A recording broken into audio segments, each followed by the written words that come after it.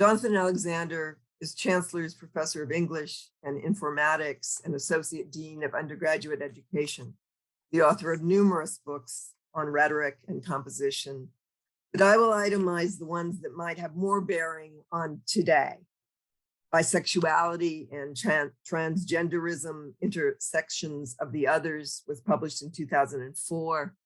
Literacy, Sexuality, Pedagogy, Theory and Practice for Composition Studies was published in 2008. Finding Out, Introduction to LGBT Studies was published in 2009. Bisexuality and Queer Theory, Intersections, Connections, and Challenges was published in 2011. Sexual Rhetorics, Methods, Identities, Publics was published in 2015, as was Techne, Queer Meditations on Writing the South. Amid the above scholarly publication, Jonathan has worked on a trilogy of memoirs, theorized memoirs, we might call them. Creep, A Life, A Theory, An Apology, which was published in 2017, as I've already remarked. And the more recently published Bullied, The Story of an Abuse, and Stroke Book, The Diary of a Blind Spot, both this year, 2021. Two of these memoirs were issued by Punctum Books, whose byline is, quote, spontaneous acts of scholarly combustion, end quote, which is at once rather delicious, but perhaps a bit delusional, deliciously delusional, let's say. Spontaneous acts of scholarly combustion, oh, how we wish, particularly in reading these often painful memoirs, how we wish that the good came spontaneously, the actions of the mind upon event. How we wish that didn't have to be quite so long a process, quite so hard one, quite so experienced before it became scholarship, before it became even writing. But it did. And the tremendous authority of a life stands behind and within these three books by Jonathan Alexander and these three gifts he has given us. Jonathan footnotes often enough the French writer Hervé Guibert references to The Friend Who Did Not Save My Life, a book I don't know. But I do know Guibert's Fou de Vincent, or in English, Crazy for Vincent, in which he writes, quote, I am, as always in writing, at once the scientist and the rat he disembowels for research. I've chosen some passages for Jonathan to read, and not particularly easy passages either. We'll all have questions for him, and please pose them as we go along, put them in the chat or in the cat lounging along the bottom, its tail waving. But before we hear some passages from the memoirs, I wondered if Jonathan might talk a bit about being at once the scientist and the rat. And though beagles and giant squids are probably used for research just as much as rats, rat is quite specifically chosen here by Guibert, as are the words chosen by Jonathan: creep, pervert, and many others. So Jonathan, was there someone or perhaps some writer who set you back from yourself and your fears far enough that you could actually look, disembowel, not to put too fine a point on it? There are a lot of writers listening, and we often need much more than talent or skill. We need a kind of mettle not easily found and very often seriously punished. I know you're friends with Samuel Delany, and so others. I mean, who gave you the safety of distance and the courage of the knife? Thought we'd start there. Oh, thank you. First, thank you, Michelle, for agreeing to interlocute with me, and of course, thank you to Julia and Illuminations for hosting these events.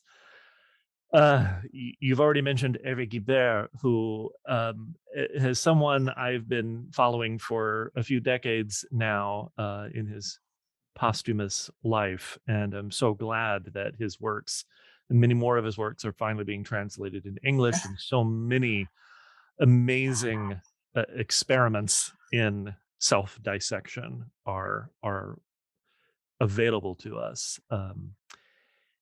He certainly has been with me for a long time.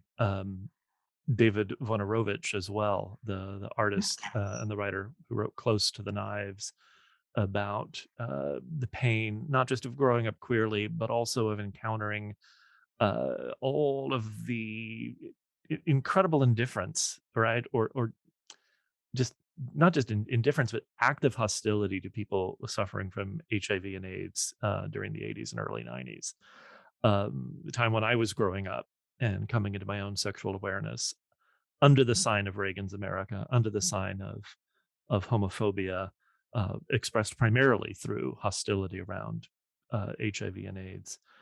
Um, so many people, but I tell you, one of the reasons why I really wanted to talk with you tonight is that so much of my current writing was made possible in part because you encouraged me to read Maggie Nelson.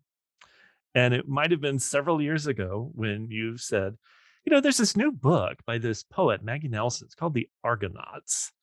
And the book really, you know, I'll put it to you this way. It's not only is it an extraordinary book and one that I've had the great good fortune to teach several times already, and it's in the last 6 years since it was published, but it's one that sort of reanimated for me a tradition that a very French tradition, to reference Guibert, one that I'm tempted to say some people would say begins with Roland Barthes, but it goes back even further than Barthes.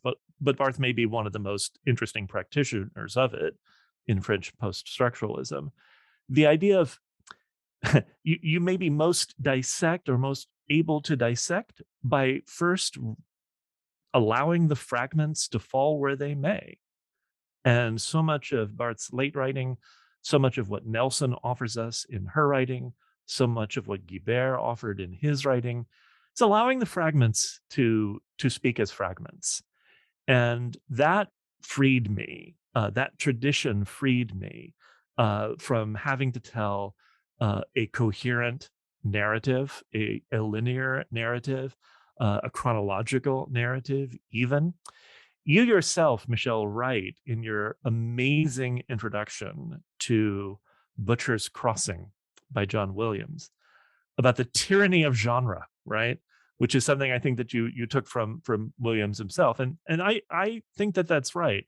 So many of us who have been trying to write about the difficulty, write about traumatic experience, write about things that are in some fundamental way unspeakable, right?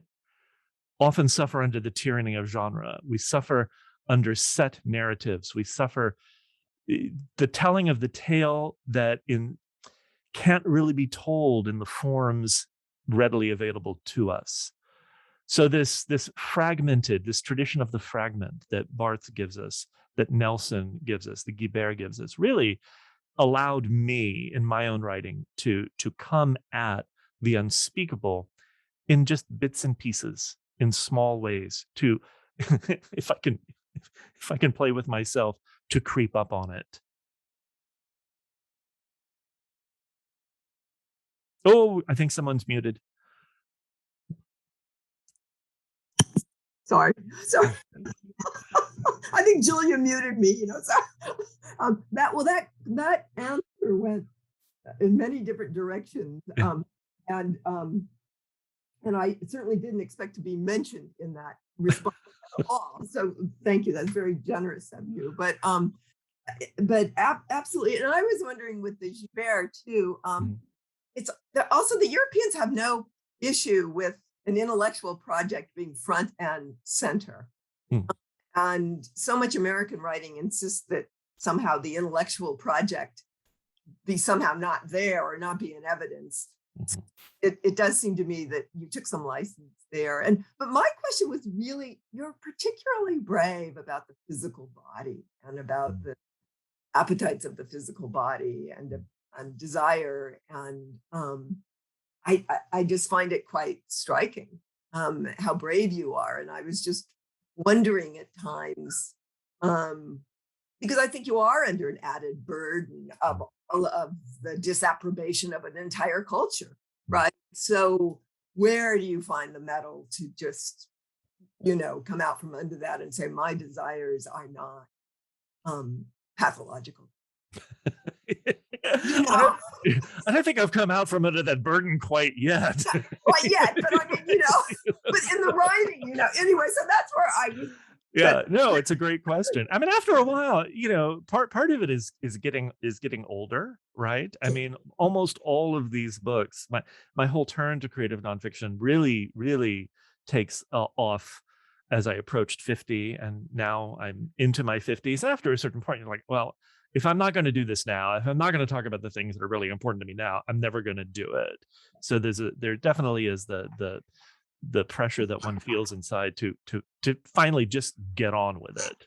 like, no, Um, but there's also, I think, a lovely tradition within queer writing, and there are some amazing queer writers who are participating in the event tonight. I mean, I've been inspired by the work of uh, Matilda Sycamore Bernstein, who just gives us so much in a queer tradition that is really about being, I don't want to say just not just honest, but recognizing that if we don't pay attention to the body, we are losing out on ways of knowing ourselves and each other, also ways of knowing the deep implantation of our culture's ideologies into our skin, into our flesh. So for me, writing not just within a queer tradition, but also kind of writing within a tradition that values the body as a way of knowing, I feel it's incumbent upon me as a thinker, as a writer, to go through the body in order to know what can be known, to know what my mind maybe can't even grasp, if that makes sense. absolutely. I So, think Rebecca Sachs, who said very, very clearly recently in writing sex or intimacy, write what it feels like. Don't write about it. Write what it feels like, and it's like that distinction is very important, yeah, yeah. um, It's part of, I was really gratified that some of the reviewers of Stroke Book referred to it as a text of phenomenology, and I'm grateful to our colleague Rajna Gopalan Radhakrishnan and everything that he has taught me about what one knows through the body, what one knows phenomenologically in meditating on our experience and allowing us ourselves to feel through the body. right, right.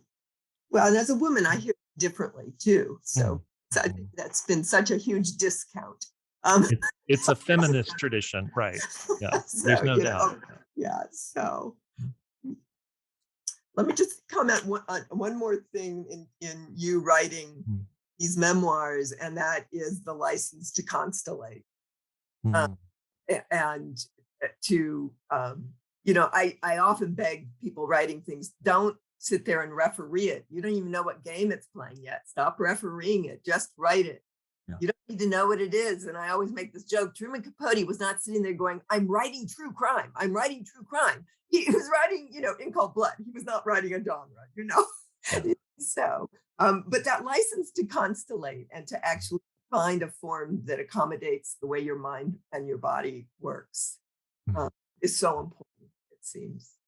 Um, It is, and maybe one of the reasons why I'm coming to this a little bit later in life than other writers might is that it took me a long time to allow myself to play, right? To play with the writing, to allow it to, as you say, constellate, to allow the fragments to just fall where they might.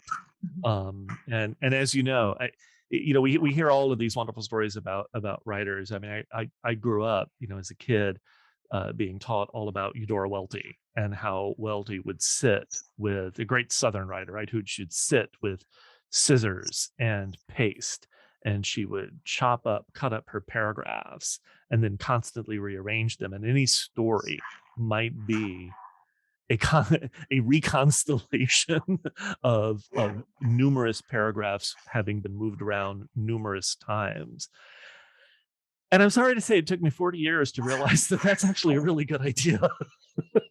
I could do it in my scholarly writing to an extent, but it took me a while to allow myself to feel that I could really play and experience writing and as that form of deep embodied play. So. did you feel that you learned how to listen to yourself too? To listen to the writing? to Yes. Yeah. read it? I have for decades taught writing as a mode of inquiry, right? Not just as a form of communication. I mean, yeah, I don't know about you. I rarely have an idea and then want to communicate it. I most often have ideas in the process of talking with people, right? And so it's a very dialogic way of I'm committed to a dialogic process of generating knowledge. And so for me, I just had to allow myself to say that I could do that. I could not only generate scholarly ideas, I could generate knowledge about myself by seeing where the writing would take me, and beginning first with something for me that seems almost counterintuitive, but also seems very right. That you begin to write because you don't know, not because you have something to say. I begin to write because I don't know, and I'm curious to know where the writing will take me. If I began any of these books with a sense of knowing where they would wind up, I don't think I ever would have finished them. Well, I do find that oftentimes keen scholars have trouble not taking an entire intellectual tradition with them, or using that as a resource when in fact that's really not the resource Yeah, for certain kinds of writing. yeah, yeah. That's right. Yeah, Let's get you to read a little. You've changed my order around a little bit, but how about I thought maybe you would read from Bullied, the top of page 22 to the middle of page 23. That was my first. yeah, But I was also thinking maybe a different way in, since we're changing the order here, is at the beginning of part 3 of Bullied, you have an exchange with a colleague. yeah, He had read Creep, yeah, and he is struck, quote, first and forcefully by what he called your overgrowth. yeah. What on earth is that? What did he mean? And even obviously I've read the entire section, and I Yeah. still am not quite sure what is meant by overgrowth. By overgrowth. And you know, the funny Um, thing is, and I give that word the title of the whole section, the right? whole section. Yeah, which originally wasn't titled that. But I just kept thinking about that word and how that word isn't transparent, even now, even to me. And so I'm intrigued by it. So that I'm a memoirist, so I'll go ahead and say that friend, that colleague is Jack Miles, who has been so supportive of my writing and creative nonfiction, and a dear friend. What's interesting about that conversation, Michelle, is that when he read Creep and then we went to lunch and talked about it, and I'm recounting that conversation in Bullied, he said, you know, y- you're right. Your writing isn't as sexual as I was expecting it to be. So he actually had about that first book the sort of inverse comment that you might have had, although you didn't say sexual. He was expecting that a gay or queer identified author would be much more explicit about sexual coming of age or kind of sexual experimentation or something. And in Creep, I'm a little more reticent. I'm a little less reticent maybe in Bullied. Um, and in part, there are many reasons for that. But and maybe we can talk a little bit about that if we actually get to the part of Creep that you would like me to read in a little bit. But the conversation was interesting in part because he kept talking about the overgrowth, that I don't talk enough about the overgrowth. And not that that was a criticism, but that he was wondering where the overgrowth came from and why I wasn't accounting for it. He said, I often accounted for deficit. Here are all the things that have been difficult. Here are all the traumatic things. Here are the things that could have held me back. But then here I am also 50, well into a professorship, have published numerous books, have a very stable life, loving partner and husband, many friends. There's a sort of that's what he was referring to as overgrowth. All of these things, and instead of focusing on that, I was choosing to focus on the bits and pieces of damage. And I think that that's a really good question, and one that I don't know that I could answer when I was writing Creep. one I think I tried to do a better job of answering in Stroke Book. Mhm. Just like, why do we hold on to the bits and pieces of damage? Is it a choice to even hold on to them?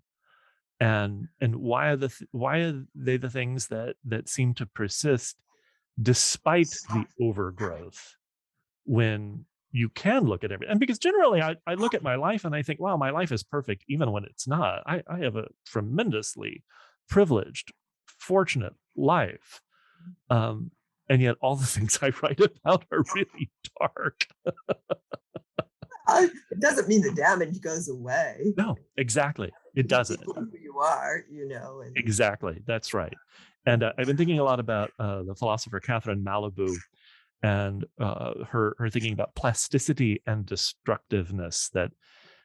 That if we understand ourselves as plastic, able to bend, there's always a moment at which we are capable of breaking. Plastic can be broken, but even more interestingly, before we're broken, we can be really damaged, and you don't undo that damage, right? We can be bent, and that bending recharacterizes what we are to the point where we can't go back to a before. I think all of us are experiencing this as part of the pandemic, right? We're not going to go back to a before. So how do we learn to live with the woundedness, not just of this time, but also for those of us who have been traumatized either through sexual abuse or through any number of other ways in which humans scar each other? How do we live with that damaged plasticity before we break finally? you do write yourself into you learn to love the pain. Yeah. And I'm going to keep us at the degree of pain of your writing because Mhm. pandemic doesn't stand a chance. Okay. You know, I mean, whatever. We were pretty much fine through the pandemic. Yes, You we know? were. Yeah, many of Right. us here were, no Right. doubt. Yeah. So let me just go to something that maybe Jack Miles talking to you about overgrowth. Maybe it helped you write into why so much gay literature or queer writing is very explicitly physical. That because that sexuality has been so projected upon, Mm, um, with such disapprobation, with such revulsion, it's a political act then to write the physical body, to write its appetites, and that it is both erotic and political at the same time, and so almost necessary. Right? You yeah, make that point. yeah, definitely, definitely, yeah. But it's, maybe this gets back to an earlier comment you made about writing through the body. It's practically cliche, in a lot of queer-oriented literature, maybe more gay literature, to write explicitly about the body. And I think one of the things that I'm really interested in is to write about how difficult it is to actually get to the point where one can derive pleasure from one's body when one has grown up in a culture that is so just toxic to many queer people, especially not only in the time and the place that I grew up, but still in many parts of the world. Better now, sure, but I'm interested not just in that moment of the turn to liberation, the coming out narrative, the way in which things get better. I'm interested in the deepness of the struggle and the ongoing relationship that one has with one's body when you're trying just to learn how to survive a life that has been damaged, that has been wounded by homophobia. But also, how do you then try to derive pleasure from that? And how is pleasure never far from the experience of pain as well? You do a beautiful job of rewriting the gaze Mm, and of sort of saying I I I need to be looked at with desire because so many years I was looked at with revulsion mm, and I internalized that. mm, So I need to be cruised. I need to be seen, and I need to be seen with desire, Yeah. right? It's just Those can be right. I want to say they can be healing. I don't know. Healing is maybe not the right metaphor. I had a conversation a few weeks ago where I was telling people, people ask me, is writing healing? And I'm like, maybe not. I don't know. Sometimes I read these things and I find them triggering. Yeah, I find my own writing triggering in some ways because it puts me right back in the hard spot. But you keep moving, you keep going, um, because that's how we learn. I don't know. I'll be healed when I die. Uh, that's how I I feel. think there's certainly no cellular reconstruction with words. Yeah. You so, but there is, and it's never therapy, I think, No, but no. there's something that one makes of it. It's And a coming to terms, right, but you don't know how you're going to quite come to terms. yeah. And I think one surprises oneself Yeah. if is really listening, Yeah. and really paying attention and is really willing to sort of say, "Yikes! Did I just think that?" Right. um, Right. And Michelle, to keep that on the page, keep it on the and to page. keep that on the page. Right, that's right. That's And I find that's you, yeah, remarkably, uh, unflinching that way. mm. So, Shall I read something? sure. So We're I'm just so we're just sorry. chatting Yeah, away. Yeah, I love it. yeah, so I'm sorry I started with Yeah. over because I'm still a little at the lunch on that. So I was wondering if you would read top of page 22 to the middle of page 23. That's in the manuscript book. Of bullied? A bully, right? Yeah, yeah, definitely. All right, let's see if I can trigger myself. Here's a reality. I'm sitting with my mother and father just days before I'm to be married. I'm 25. I have finished work on my PhD in comparative literature. Part of me is looking forward to starting my life, starting a life, a kind of life that I think I should have, that I think I should want. I'm sitting with my mother and father, talking about the upcoming ceremony, and I start crying, then sobbing. I'm sobbing. They want to know what's wrong. It isn't a question anymore, but a statement. They're not asking what's wrong. They are saying something is wrong. And I can identify what actually is wrong. But my father beats me to the punch. My father, who otherwise took next to no interest in me, the man who likely didn't even want me to be born, who actually suspected that I might not be his own child because he didn't want me that much. He thinks he knows what's wrong. I think I know what it is. You're a homosexual.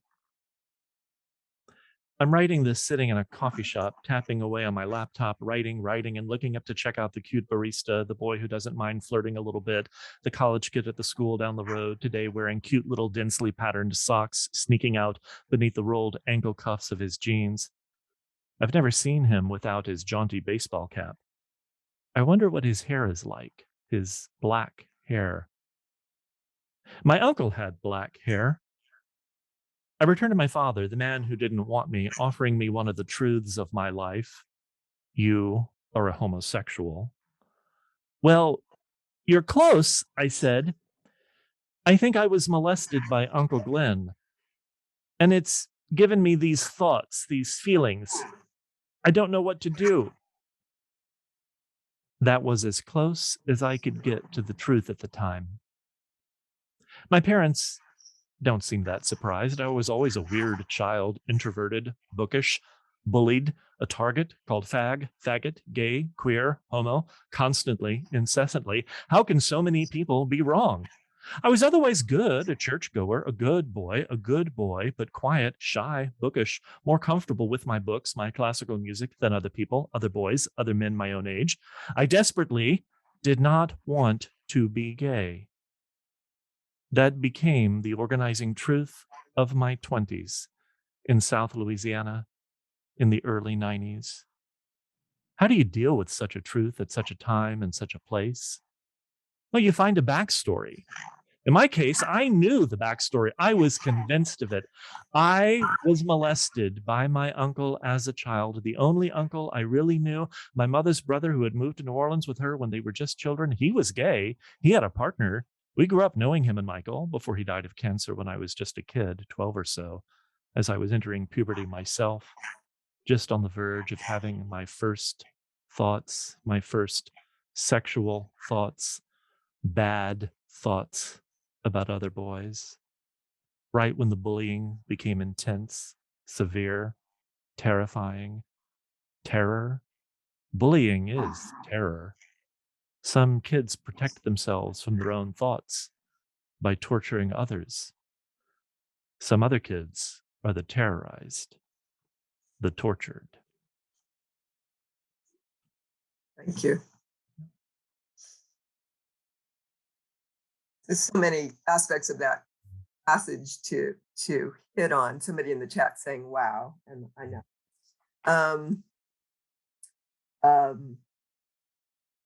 In bully, one of the aspects I very much admire is the writing about your first marriage. You quietly refuse this notion that the marriage was somehow a sham, Right.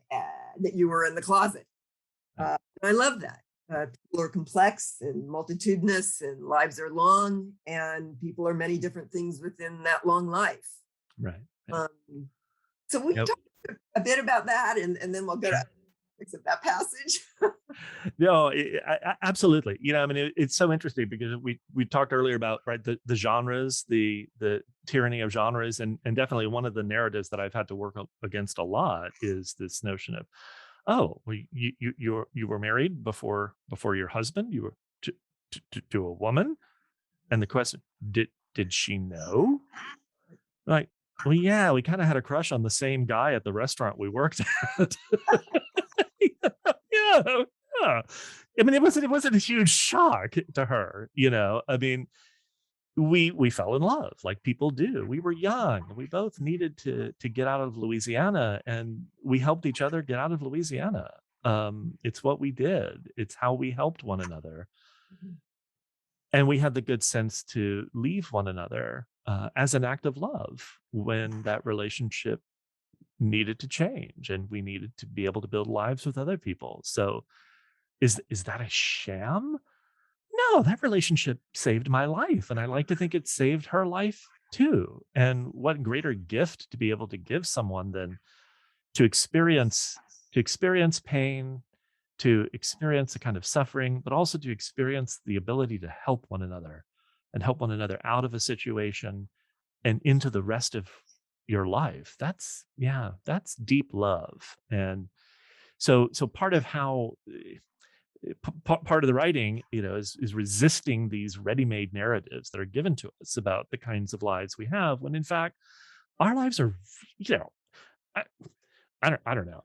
If your life isn't complex, I feel bad for you because there's so many capacities we have for connecting with people, and I worry sometimes that we fear the mess, and we're becoming frightened of messiness, and we're going to lose something in the process.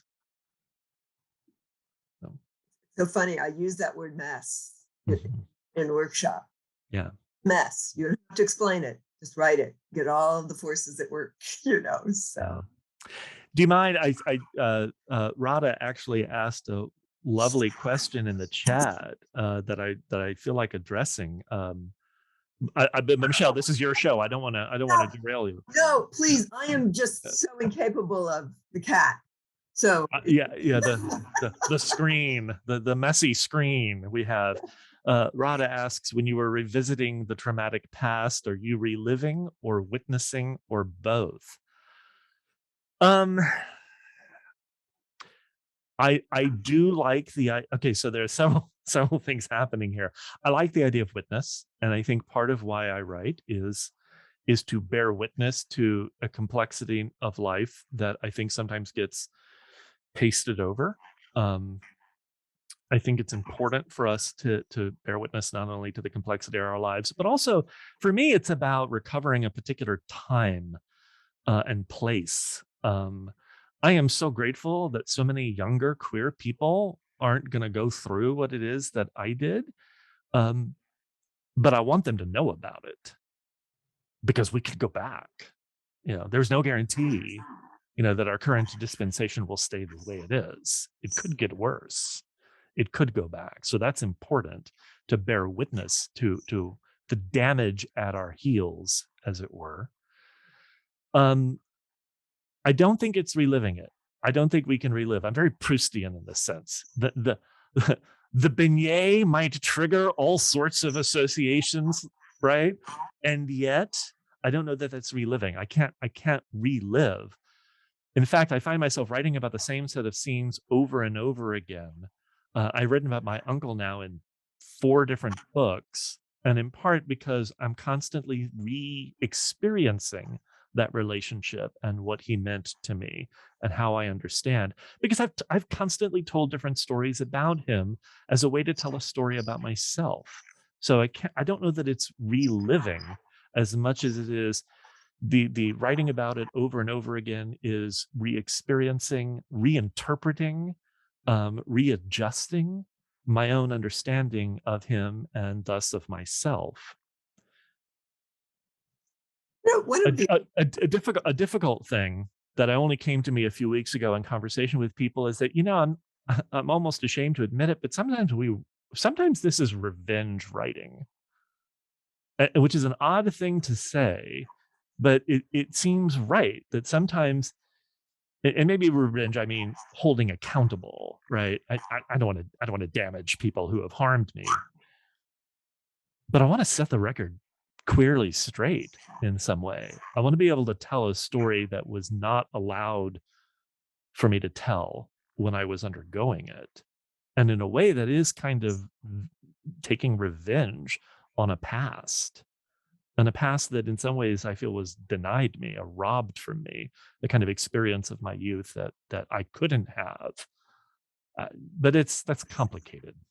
So it's very complicated, and so many of these events happen at a time where that's not, you perceive it all, but you don't necessarily have all the resources by which you understand it, right. and sometimes you don't have the language, but it also just takes time to understand what we've lived through. Hmm. Right. One of the, a couple of things. You write a lot of letters. Mm. One of my questions was that you write a lot of letters through these memoirs. Most of them, most of them are to people in authority, the schools where you went, the Catholic schools, parochial schools, where Yeah, it's true. Yeah. even letters to our own chancellor at this university. Yeah. Most of these letters go unacknowledged, let alone unanswered. There is Mhm. a brother who does answer you at one point, but it does seem to me you get out a lot in writing those letters. Not revenge, it's not bloodlust, You know. but Yeah. you are insisting on your forum, look, Mhm. and saying this Sure. was wrong too. Yeah. And many of you stood by and knew about it and did nothing. Right. Yeah. Yeah. I mean, I'm fundamentally in this guy's a rhetorician, right? I mean, I believe writing is force in and on the world, right? And so we use writing. Um, we learn to use writing before it uses us. I mean, writing discourse uses us all the time. We are all subject to the tyranny of genre. We are all subject to labels. I often find myself, repeating words, these difficult words, like I did in the passage I read: faggot, queer, homo. And I want people to feel the punch of those words, the force of those words. They were the words used to punch me. Um, they were the words not only that were used to punch me, they were the words I used to describe myself. They were the words I used to hate myself. And so maybe writing, maybe the vengeance of writing is learning how to use discourse to punch back in some way. a friendlier way of saying that is rhetoric, writing, force in the world, um, a pressure, a movement, and we can only ever learn to flow with it. I don't think any of us can control it, but we learn to flow with it. And I'm trying to learn to flow with some of the words that come to me, some of the words I've been given, and also some of the words that I'm trying to learn how to use a little bit differently so that I can wake up tomorrow and start again, Michelle. Mhm, mhm, mhm. So, Well, you're alchemical in your ability to reinscribe language at the mm, same time as maintaining its initial toxicity. It's really alchemical on your part. You do yeah. an amazing Thank you. Yeah. job of that. Yeah. And going back to that passage, uh, it's the early surmise that your uncle molested you. Yeah. So late in Bullied, you include pages from an interview with the psychologist Elizabeth Loftus. And she does a very gentle, Yeah. very effective job of leading you from the idea that your uncle might have molested you, what benefit you derive from thinking, perhaps imagining Yeah. event. Um, that it's a fascinating exchange. Loftus sort of mirroring back to you your process or a process. Mm, Um, yeah. we talked about that passage Yeah. Yeah. and Uncle Glenn and Yeah. which Definitely. Yeah. And so the bullied sort of hinges on this, and actually, and so much of this, the memoirs are about the kinds of stories that we tell ourselves in order just to survive, right? And so I'm telling myself this story. I'm having these feelings. I'm having these feelings that I might be queer because I was molested. I was molested by this gay uncle, and he's an obvious. He provides an obvious backstory for me, or a ready-made backstory for me, right? Because he's dead, and so I can tell this story. And oh, and by the way, it's the early '90s, and there are all of these discourses circulating in the culture about traumatic memory, repressed memory, recovered memory. So the kinds of discourses that somebody like Elizabeth Loftus has spent much of her life, trying to debunk or at least question. And so, how fortunate that I, had her on campus that I could actually sit down and talk with her about this, because it took me a long time to realize I don't have a memory of being abused by my uncle, and that very likely what I did was allow homophobic pressure to convince me that this is a story I could tell, so I did not have to take responsibility for my own desires, so that I could excuse myself, so that I could ask other people to excuse me since I'm damaged by abuse. And what Bullied tries to do is, if Creep, the earlier book, is about the internalized version of that, right? It's like how I came to understand my own self as creepy through that mechanism of allowing this backstory to emerge. Bullied is really about all of the external forces, all church, political institutions, schooling, etc., kind of backwards culture that actually helped make that possible, that helped make that backstory, um, that animated it in some ways for me. So I really think of the two books as forms of analysis. Sort of, internal analysis, and then a sort of sociological analysis. And the conversation with Elizabeth was lovely, in that I I don't always agree with her that repressed memories or necessarily, well, number one, that memories can't necessarily be repressed, or that bad things don't necessarily happen to people. Sometimes terrible shit happens to people. Terrible things happen to people, right? Terrible things happened to me. I was just telling the wrong story about the terrible things. And I had to learn how to tell what I believe is the better story, is the, yeah, I won't call it better, is the truer,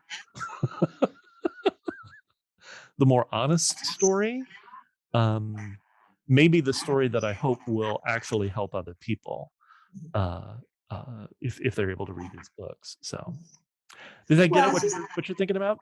she's very gentle with She is, yeah, this definitely. is not what leads to being gay, Right, right? right. Well, but also very, very few people forget Mhm.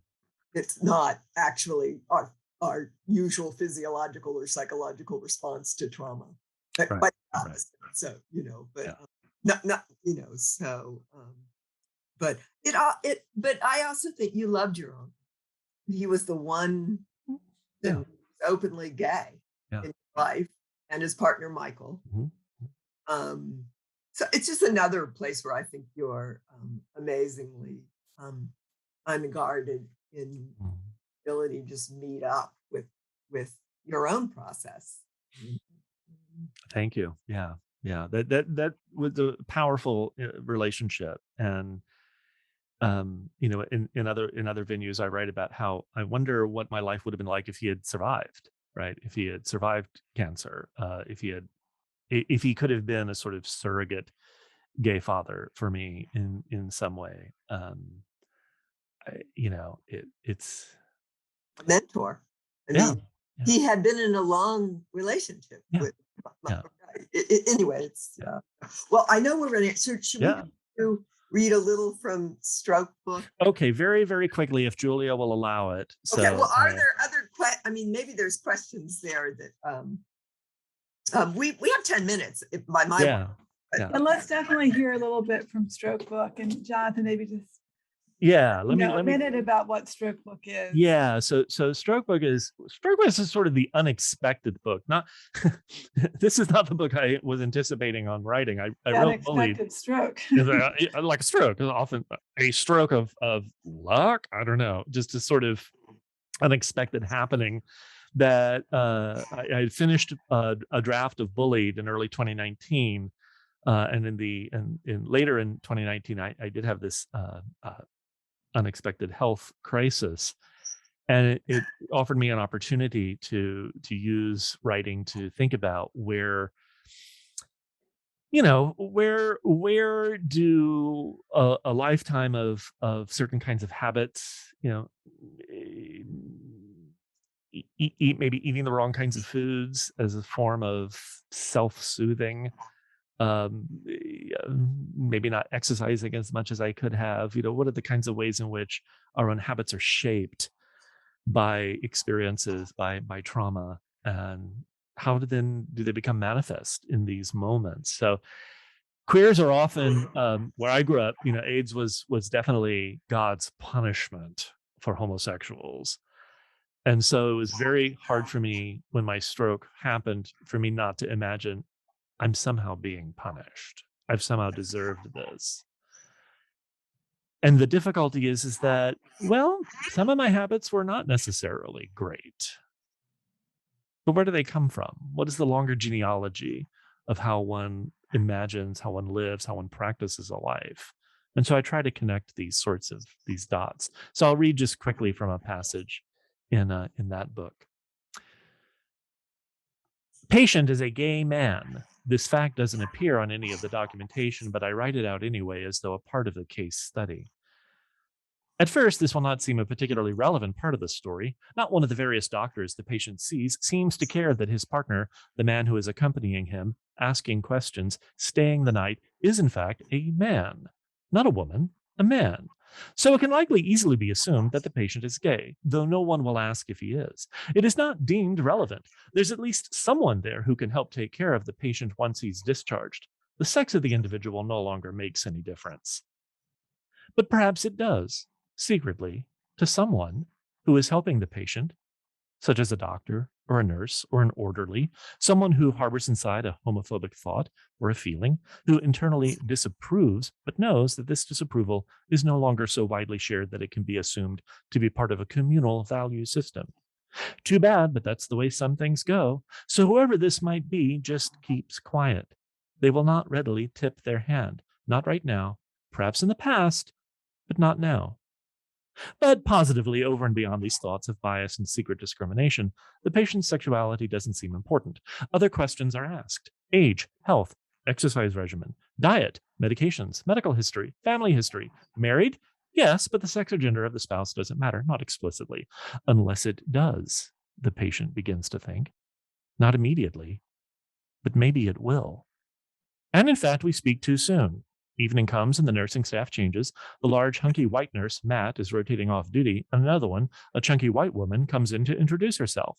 She updates the whiteboard with her information. She notices that Mac's name is not listed on the board. She asks his name and goes to write it, marking down the word partner to describe his relationship to the patient. No, I'm his husband. Okay, partner, she repeats. No, husband, Mac insists. She pauses. Thoughts twist her face.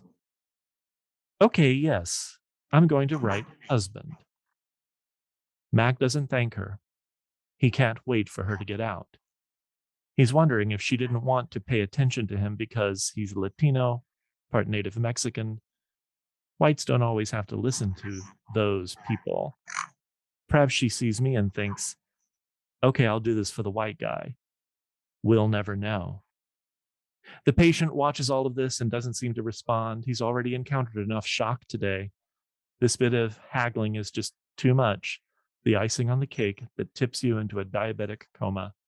Best for him to ignore it, otherwise it will lodge in his mind, expanding, ballooning, inflicting even further damage than that tiny globule of cholesterol couldn't inflict because it got stopped in the patient's eye. But he'll feel bad about this later. He'll feel he should have spoken up. He'll feel, as the white man in the room, that he should have said something. The patient is a gay man, a white gay man. It matters. It always all matters. Thank you. The verb scene. That voiceover is, you use that through, well, pretty much the entirety of Stroke Book. Yeah. It also is an interesting device.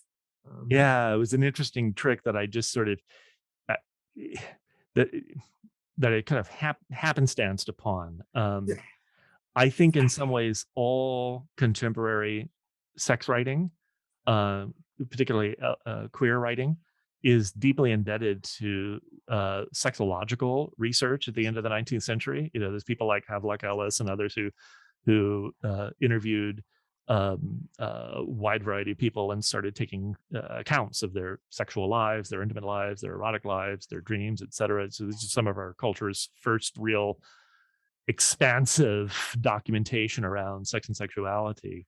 They're case studies. So the case study for me becomes another generic tool to get a slightly different perspective on how I understand myself. Yeah. Wow, we are probably nearly out of time. Yeah, we just have a few minutes left, and I'm wondering if there is a student in the room who would like to pose a question to Jonathan.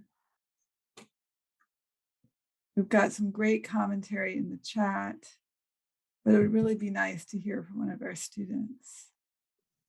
A brave student, a courageous or a non-brave student. Right. I mean, to be brave is not to be brave, because you have to come from an unbrave place in order to earn the word, the moniker.